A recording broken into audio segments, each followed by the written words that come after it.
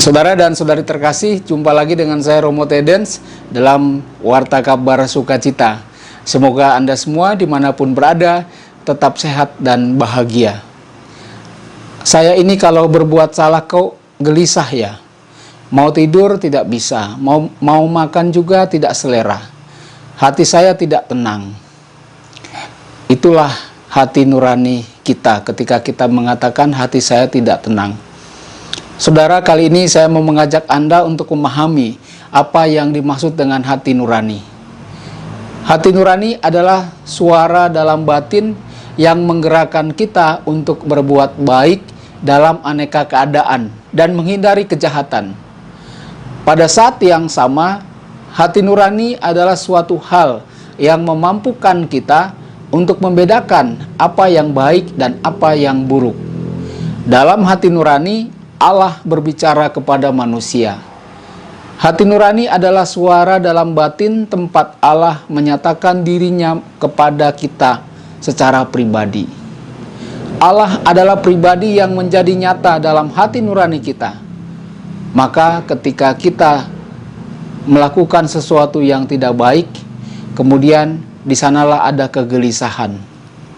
Saudara-saudari, siapapun yang meremehkan hati nurani atau mengabaikannya, maka ia melawan martabatnya. Jika hati nurani kita diasah secara benar dan terus-menerus, maka hati nurani kita akan selaras dengan kehendak Allah.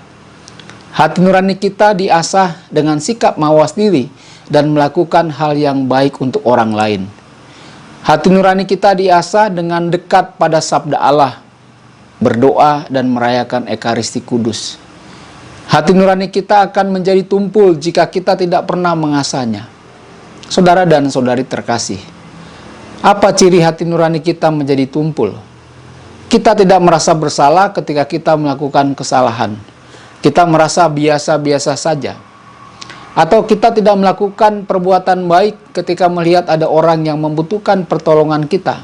Padahal kita tahu dengan sungguh orang tersebut dalam penderitaan. Saudara-saudari, hati nurani adalah hakim kita yang pertama. Maka dengarkanlah hati nurani kita. Asalah terus hati nurani kita sehingga tidak menjadi tumpul dan tidak menjadi keliru.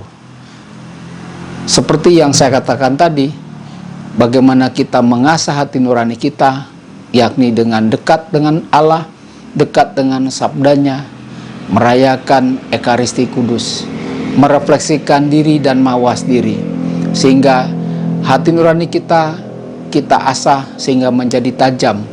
Ketika kita hendak melakukan sesuatu yang keliru, dia sudah mengingatkan kita. Dan kalau kita melakukan yang keliru, dia akan mengatakan bahwa perbuatan kita itu salah dan kita diminta untuk memperbaikinya.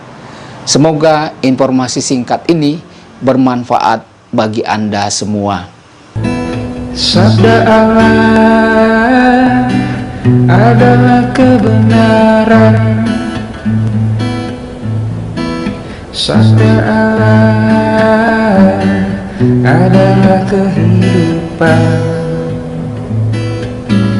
Mari kita mencintainya, mari kita menghayatinya.